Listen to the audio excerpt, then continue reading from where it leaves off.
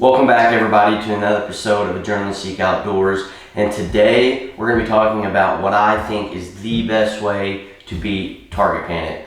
Target panic is something that I think most archers have struggled with. I know I have. I struggled with it for probably 4 or 5 years.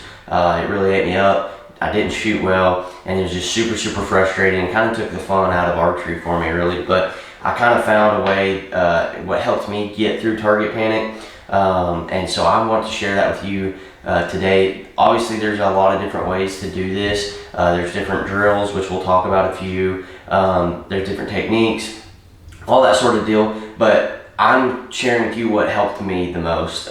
This really, it changed the game for archery for me. I know going to all these Archery Challenge events and that different things, it just made it a lot more fun when I could go and shoot good and have control over my shot and that sort of deal. So kind of to start out, what I think the best way to get over target panic is I think the first step you need to do is get you a true back tension release. This is the knock-on, I believe it's silverback. It's a true back tension. It's not a hinge, it's not a button. It's a true back tension. And what I think that does is as you're going through this process of getting over target panic, it eliminates a trigger or a hinge that you can kind of bail yourself out on. You have to shoot this release correctly every time, no matter what. You can't shoot it. There's no button to punch, nothing. You have to shoot it correctly, and it makes you shoot it correctly. And that's why I think it worked so well for me. It's because no matter what, every shot I had to shoot it the right way. I started out actually trying to use a hinge, and the first 100, 200 shots, I did well. I was squeezing it off. The shots were breaking good. But as I got into higher pressure situations, going to a TUO Archery Challenge or on an animal, I got to where I would do the same thing with the hinge. I'd be right here, and then I would bail myself out. I would kind of make that hinge go off at the last second, and that's not what you want. You want that surprise break, and that is what you're going to get with a true back tension. There are a lot of different back tensions out there. I really like this one from Knock On. It's a great release, feels good in the hand. It does have a safety. A true back tension, you're going to have a safety because you obviously have to be able to get it back and get anchored and all that sort of deal. But for me, like I said, there's going to be a thousand different ways you could probably get over target panic, but this is what works best for me. So step one, get you a true back tension release. Find what works for you, go shoot them, and that's going to be step one. So for step two, we're going to be talking about your shot process. Once you get your back tension release and you get your bow and you start shooting, create a shot process that you're going to go through every time from now till you don't shoot anymore. You're going to use that process to rewire your brain to listen to yourself. So what I mean by that is you're going to have this process that you go through whether you're shooting 20 yards on a target or 60 yards on a big elk. You're going to do it every time. So to start developing that. So for me, that looks like, okay, let me grab my bow and kind of go through it. But I'm gonna grab an arrow here. And I've got a target I can shoot into. But so for me, that process looks like this, and it can look like this for you if you want to do the same process that I do. If you don't, create your own variances to it. But so step one, get you a back tension. You have to shoot correctly. Step two, develop your process. So I'll kind of go through my process here. So I'm making sure my release hand, my release hand are good. I get my grip on my bow now. Get your grip set now. All right, from there, and I'm walking myself through this every shot that I take. I'm just doing it in my head, obviously, if I'm shooting, whatever. So, all right, draw the bow back. Okay, get into my anchor. Once my anchor's good, line my peep up with my housing. After I do that, I open both my eyes. I get my pin on my target where I want to hit. Once I do that, aiming's done. I take my finger off the deal. From here I go. Push, push, push, push, push, push, push. Push, push, push, push. And the shot fires. That was a surprise release for me. It felt good and did what it needed to do. As you kind of heard there, I have a process that I go through, a step-by-step process, and I do that every shot. And that has really helped me in high pressure situations, on an animal or, at Total Archery Challenge. You've got that long target, 80, 90 yards, and it's not very big, and there's a lot of pressure there. This process has helped me stick true to my technique and execute a perfect shot every time. So that's kind of step 2, develop that process of, a perfect shot every time. I kind of switched to the mindset of, and I think this helped me a lot, and I think it would help you guys if you're struggling with target panic. Switch to the process of not caring about so much where your arrow hits, but caring about executing a perfect shot. Once I did that, and I kind of rewired my brain about, okay, I really don't even care where this arrow hits, I'm just going to execute a perfect shot, and if I do that, I'm happy.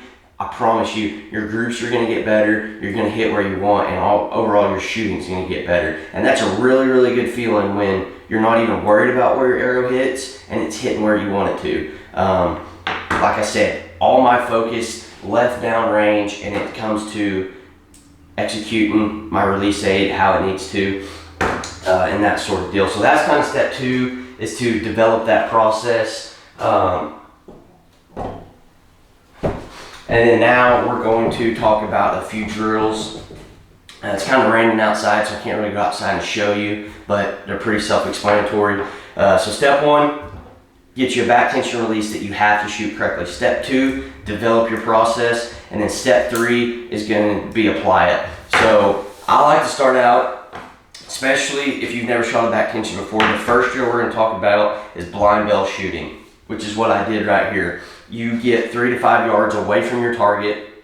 I like to make the target eye level, where I'm not shooting down or up, but eye level with me. And you can do this, like I'm in the bow room here, I can do it in here, I can do it in the house, you can do it in your shop, garage, whatever, as long as you have a good target. And that's the nice thing about it, you can get a lot of reps. So step 3's drills. First one we're talking about is blind bell shooting. So like I said, get your target eye level with you. Get an arrow, and all you're going to be doing is running yourself through that process we talked about.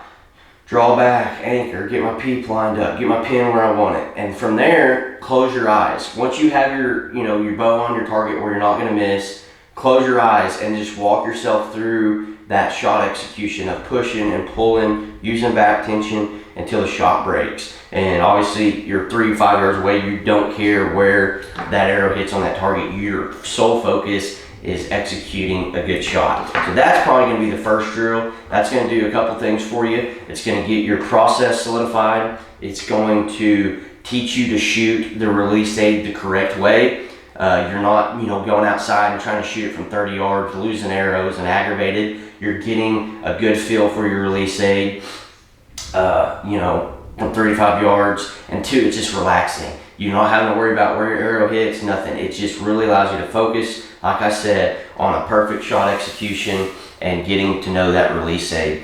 So after you do that, you can do that as many times as you want. I do it even throughout the year. As deer season approaches, or as I'm getting ready for a Total Archery Challenge event or something like that, I'll go and I'll blank bell. Say for 2 days, I'll shoot 50 shots one day and 50 shots the next, and just make sure my process is good, I'm pushing and pulling how I need to, and everything's good there. So kind of going into the second drill, I'm not a huge drill guy. Obviously there's a ton of different ones out there you can do, but this is kind of what I did.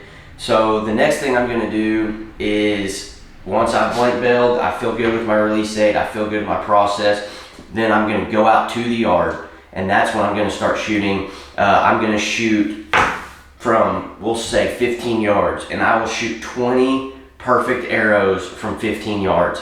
If I feel target panic on one of those shots, or if I try to make the release go off or whatever, I'll restart.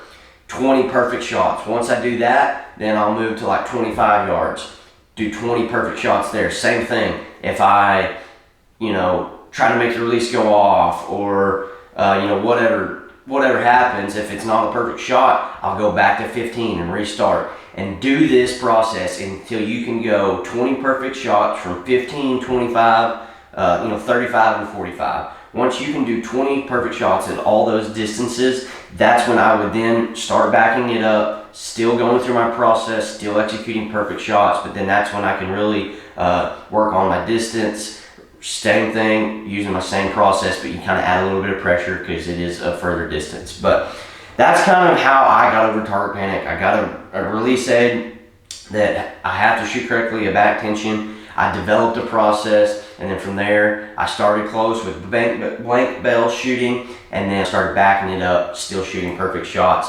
That is, I think, the best way to get over target panic. I did it that way. I've had buddies that have done it this way and actually have got over it. Like I said, not saying, there's more than one way to skin a cat. So, do what works best for you. There's a lot of videos out there on it, but I truly do think this is the best way to do it. So if you have any questions, be sure to ask in the comments. I'll try to help you out as much as I can. I'm no expert or pro, but I did struggle with target panic for a long time, and I don't anymore. And this is how I got over it. So until next time, guys, keep seeking.